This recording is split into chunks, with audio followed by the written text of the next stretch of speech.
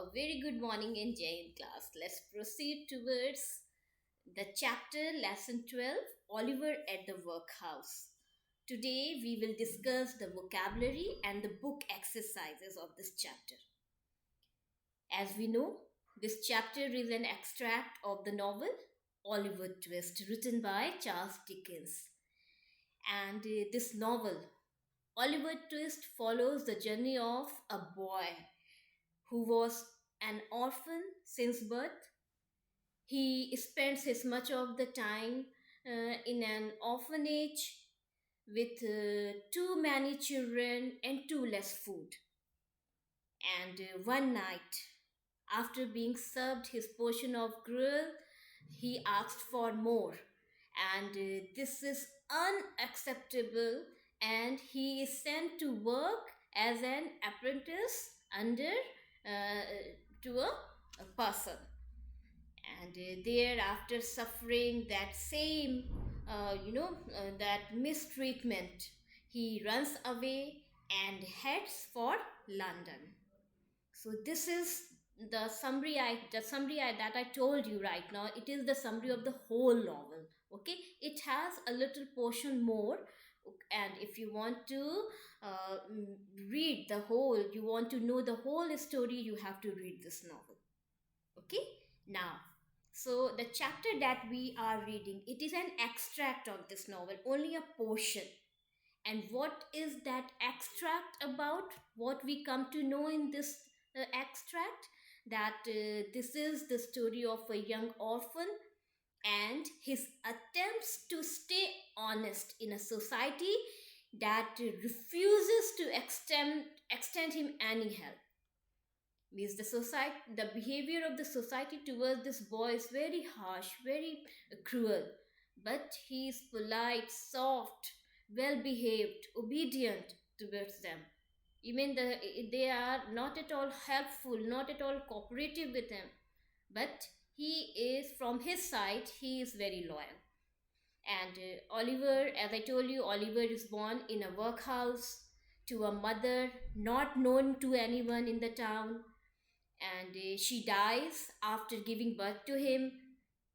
And when Oliver turns 9, when he becomes 9, he is sent to the workhouse, where again he and the other boys who are living with him in that workhouse are treated badly and practically starved is what, they are dying with hunger. In desperate, the boys draw straws to choose who will ask for more food. And Oliver loses and asks for more gruel, and in return, what he gets? He gets the punishment and is locked in a cellar. This is the chapter we read in the previous class. So today, let's proceed towards the vocabulary of this chapter. What are the new words for you? Okay, so everybody is ready to learn these words? Very good. Class, be focused. Okay, now the first word that we are going to learn today, what is that? Parish. Pronounce the word with me. Parish. What is the meaning of parish? Parish means an area administered by a municipal council. Administered by a municipal council. What is municipal council, children? Municipal council is a local governing body of a place. That place means a local governing body of a town or a city or a village. Means the people who are chosen by us, they are given the duty to take care of certain things. So the workhouse in the story is a parish workhouse. Means this workhouse was run by some municipal council members, some authorized people. Means they were getting fund money for fooding, lodging, clothing, everything. But were they exactly using that amount for the right purpose? No, they were money minded, selfish people. So what exactly was going on in that parish workhouse? It was a parish workhouse, and the money was misused. It was not used for the facilities provided to those orphan and poor people. Clear? So what is parish? Parish means a governing, means an area that is governed by some municipal council members. Clear? Okay, now the next word. Next word is workhouse. Workhouse, everybody knows, a house which is made for work. Okay, so basically the workhouse are made for poor and orphan people, those who don't have any place to live, no work to do, no food, no clothing. So what exactly government does? They make the workhouses.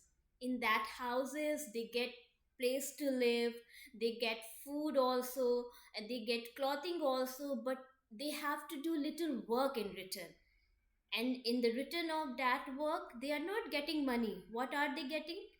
In the return of that work they get the place to live, food to eat, and cloth to wear.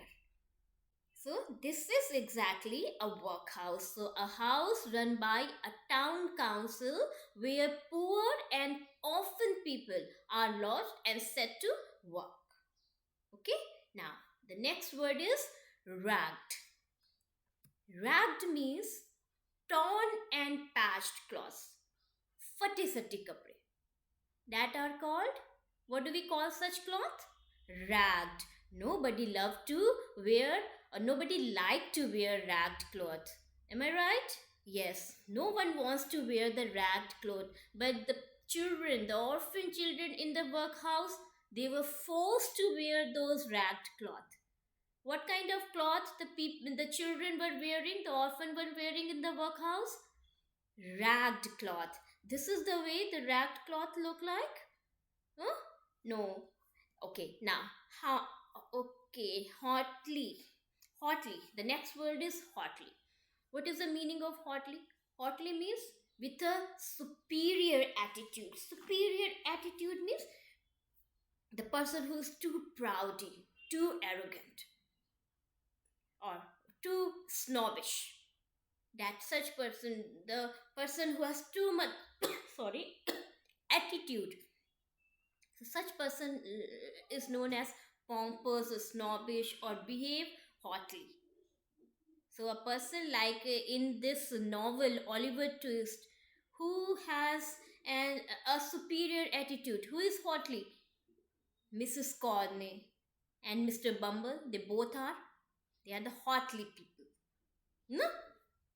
Now the next is pompous. Children, somewhere pompous and hotly, they both are synonym of each other.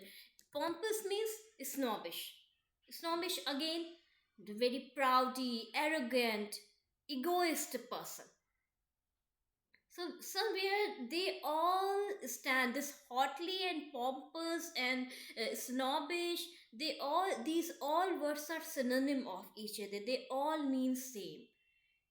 These words, hotly, pompous, snobbish, these words are used for the people who are very proudy, very egoist, you know, those who have too much attitude, believes in too much show off. Like Mr. Bumble and Mrs. Corney, they were hotly people, they were pompous, they were snobbish, they were egoist, they were proudy. Okay, so pompous means snobbish, the proudy person who has too much attitude. Our sixth word is pauper. Pauper means a very poor person or beggar. Means the people who have no money, or the people who depend on the the one who depend on the public funds or the charity for their basic needs. They are called pauper. You must have seen these paupers outside the temples, on the crossings of the roads. Okay, so what they do? They ask for alms. Okay, on the name of God, they ask for alms. So they are paupers, or the other word for pauper is beggars. Clear? Now the next word is gruel. The food that was served to those orphan children was a gruel. And what is gruel? Gruel is a thin watery porridge. Okay, same as your soup. What is soup? Soup is a kind of gruel, a liquid, watery food that has very less morsels, means very little cereal, that have very little cereal, much of water and little solid particles. Such kind of food is gruel. Okay, so the food that was served to the orphan children, that was gruel. And basically children, gruel is it is hard to fill someone's hard to quench someone's hunger with the gruel. It's a very, as it is watery food, no, so it doesn't stay for long. It doesn't have that much of nutrition also that is good for health, and that is why that gruel was not uh, enough to fill those poor orphan children's hunger tummy. Okay, it was not enough for enough to quench their hunger. So gruel is what? Gruel is a thin watery porridge. Clear? Now, the next word is dweddle. Dweddle means waste time. You see, no? Don't dweddle. Don't dweddle means don't waste your time. Don't linger on the things. Don't dweddle means don't linger on the thing. Don't waste your time. We must value our time and should not dweddle it. Okay? So, dweddle means waste time. Here you can see the picture of a rag. You can see that the torn and patched cloth. Now the next word is ravenously. What is the word? Ravenously. Ravenously means very hungry. Uh, when you gobble up the food, when you don't chew, you keep the food in your mouth. Don't eat and just swallow up. So this kind of eating is known as ravenously. Means how the children were eating that gruel.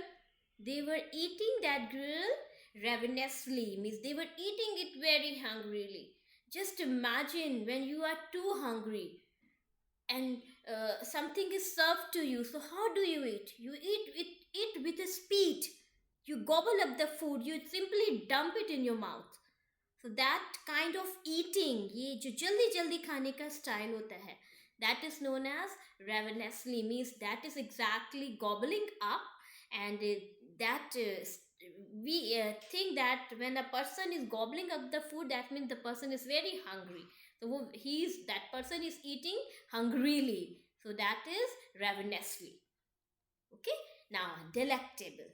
Delectable means mouth watering, very flavorful, delicious food.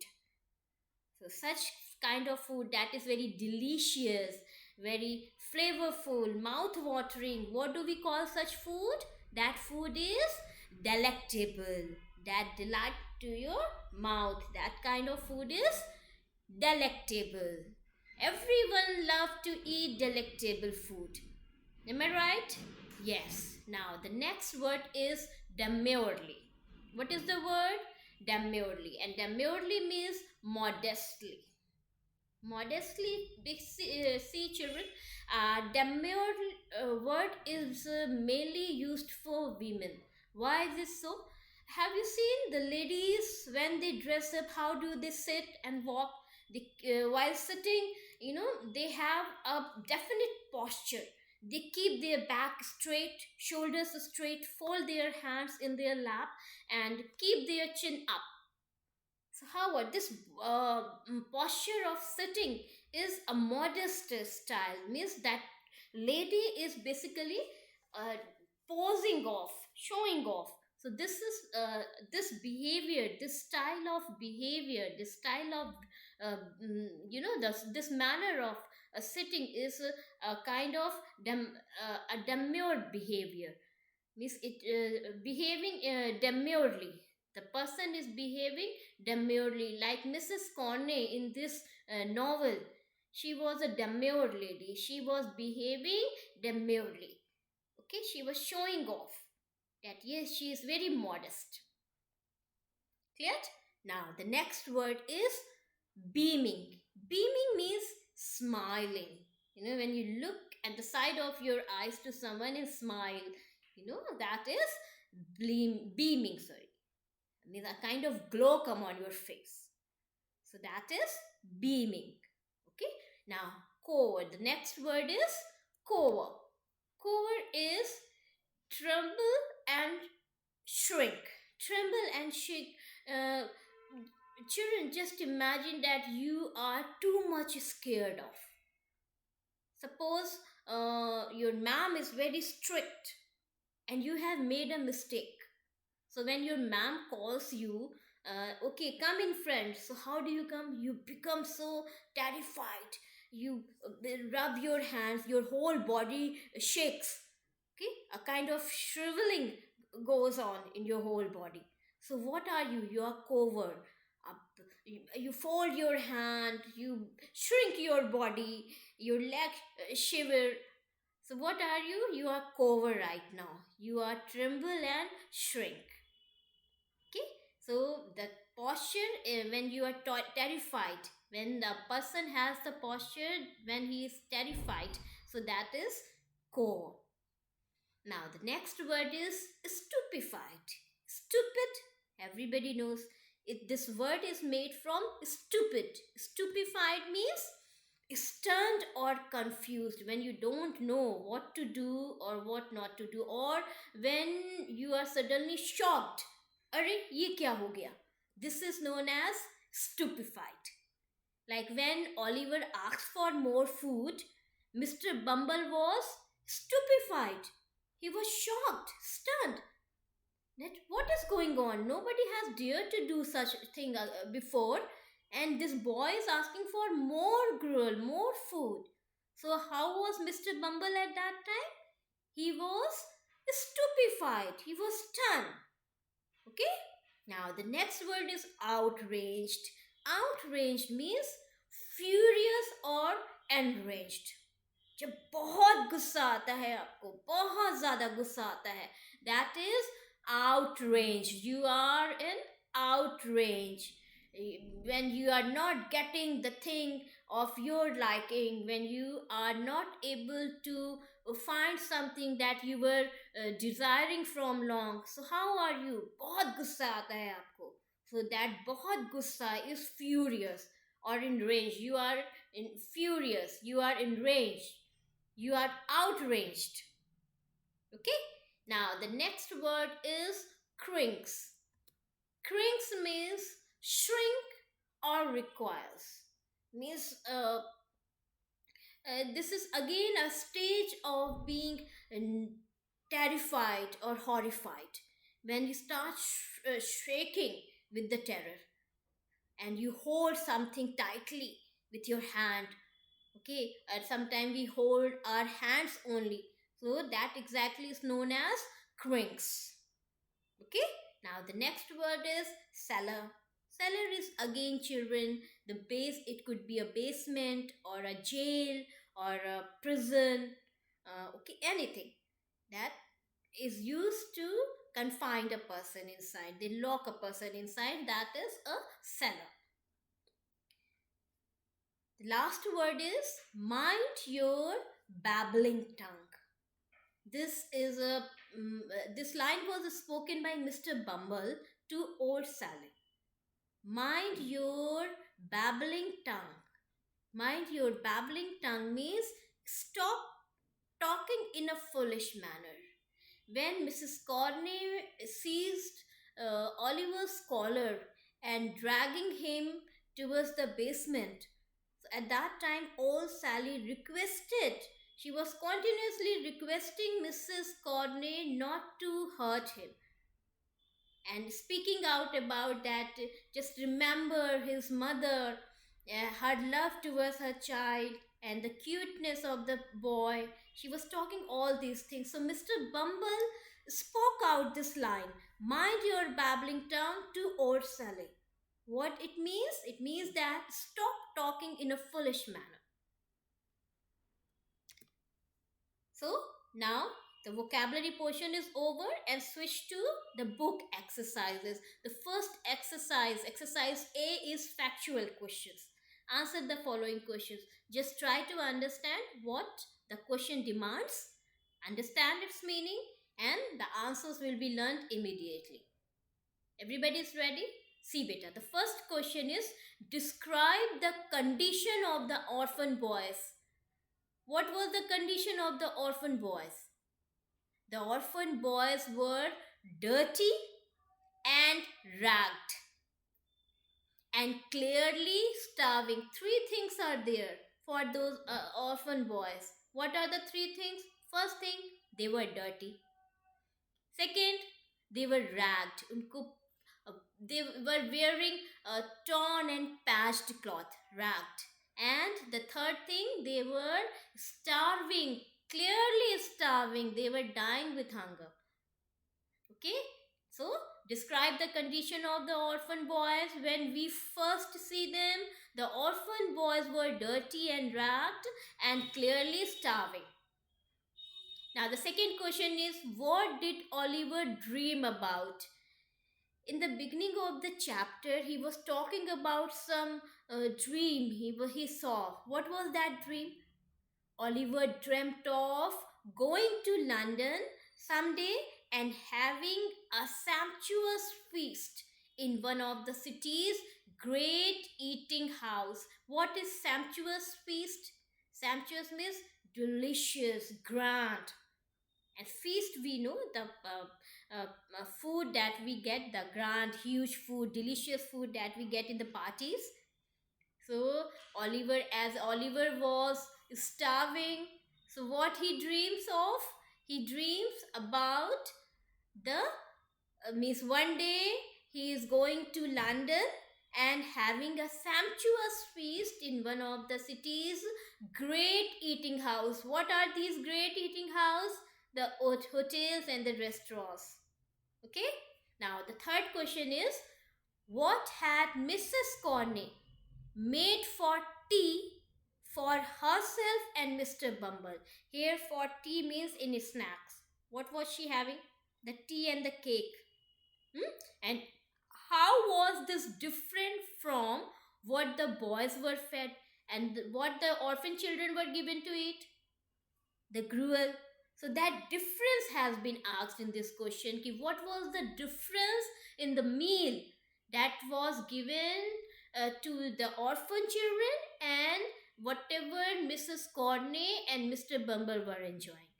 So Mrs. Corney had got a pot of steaming hot tea and cake for Mr. Bumble and herself, and the boys, on the other hand, were fed a thin gruel which barely satisfied their hunger.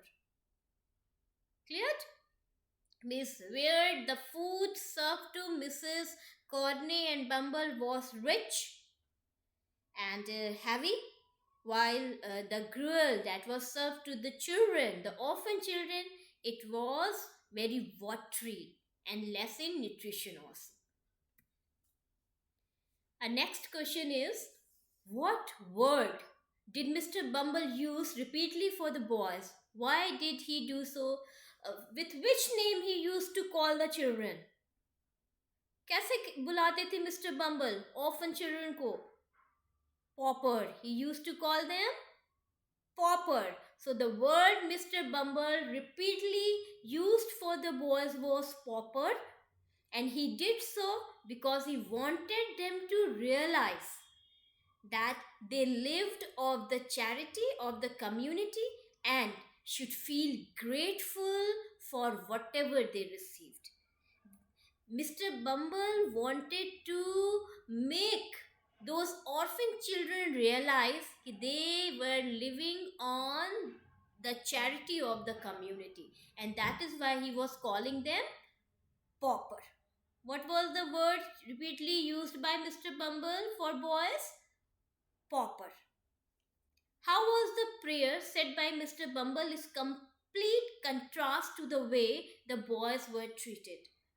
Before having their supper, Mr. Bumble prayed something. Do you remember that prayer?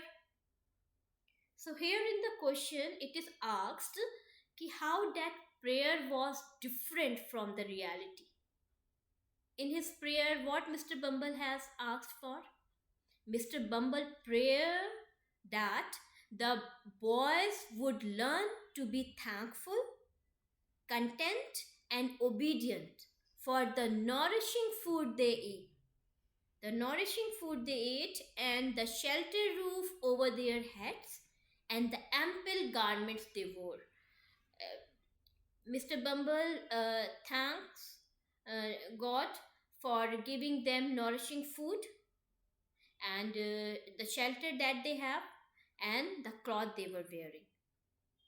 But in fact, the boys were starving, lived in miserable conditions, and wore dirty and ragged cloth. So, this was the contrast, the way the boys were treated, and the prayer spoken by Mr. Bumble. Number 6. What did Oliver do that shocked Mr. Bumble and Mrs. Cornell? क्या किया था Oliver ने? What did Oliver do?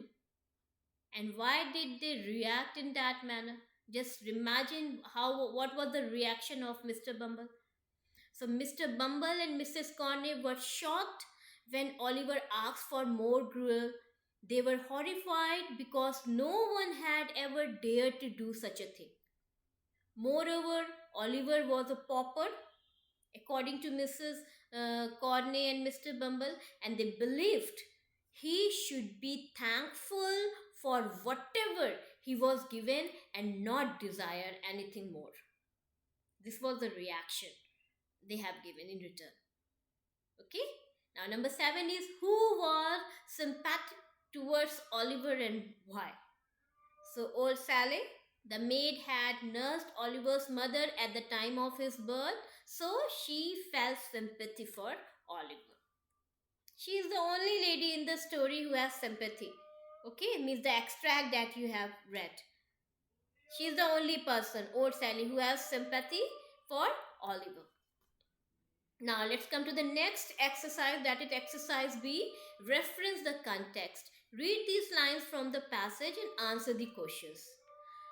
I have heard some of the old men tell of great eating house in London.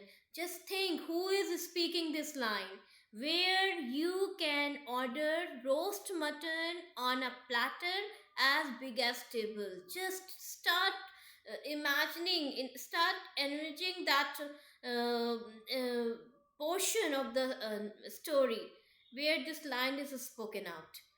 Okay, so the first question is who is the speaker and to whom are these words addressed? Oliver says these words to the other boys at the workhouse. The next question is why does the speaker refer to the great eating houses in London? Why? Why he is dreaming about the great eating houses? Why not anything else? The big school or going out on picnic or having big parties. He is not dreaming about all those things. Why he is dreaming only about the great eating houses? Just think.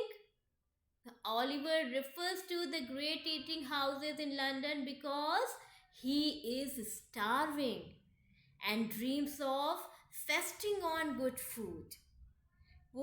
They were starving, वो भूखे थे, they were hungry. And that's why whatever dream they were having, whatever they were thinking, the food was there in all. They were thinking about food only. They were dreaming about food only. Okay, the food was the only matter of their thought.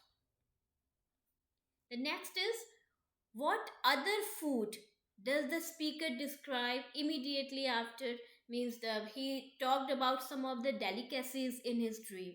So what were they?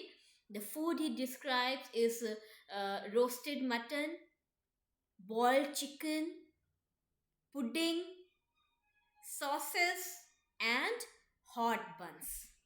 These are the delicacies, these are the food, delectable food that he talked about. The next is, why is the speaker so focused on food? Again, he is only talking about the food only. No other thing, the toys or going out with friends or having the mobile or having beautiful clothes. He's not talking about all those things. He is only talking about the food. Why he's so focused on food? Because he is hungry and never gets enough to eat. Okay, because he is hungry and never gets enough to eat. The next line is, for references, these paupers must be fed. Just envisage that it, in which part, who spoke this line? Kisne bola hai? These paupers must be fed. Who said these words to whom? Mr. Bumble. Mr. Bumble said to old Sally. Old Sally was serving the gruel. She was serving. So Mr. Bumble spoke to old Sally. Now, who are the paupers referred to in this line? किसको pauper बोला गया है? The word pauper refers to the orphan children living at the workhouse. Next, describe the food that is fed to paupers. कैसा था खाना उनका? How was the food? The food given to pauper is a thin gruel. Comment on the significance of the food, significance of the words must be fed. Significance means what is the meaning of this line, must be fed. Think, the word must be fed implies that the speaker sees his task as a burdensome duty and not something he does willingly. Burdensome duty means it is a task of headache for him, a burden. He doesn't like that work to do. It was a matter of worry, attention for him. So, as he says, no, must be fed. Must be fed means anyhow just do the work and get rid of. So that's why this line must be fed tells us that the speaker means whoever is speaking this word, Mr. Bumble, he is speaking this word. He sees that task as a burdensome duty. Burdensome means duty, that the duty is a burden for someone. Burdensome duty and not something he does willingly. Willingly means from the bottom of his heart, means from when you don't do something from your heart, so that is unwillingly. So that work, serving food to them, is an unwilling work for Mr. Bumble. For the speaker, it is a burdensome duty. Okay, now the third reference that has been given is, no one's ever done it before. It might work. Think, no one's ever done it before. Who is the speaker and to whom are the words spoken? The speaker is the fourth child, and that is one of the boys at the workhouse. And to whom are the words spoken? And the other boys to whom he was talking. Then what had never been done before? No one had ever asked for more food. Then why had not it been done before? Because no one had had the courage to do so, for fear of being punishment. The next is, what does the speaker think that it might work?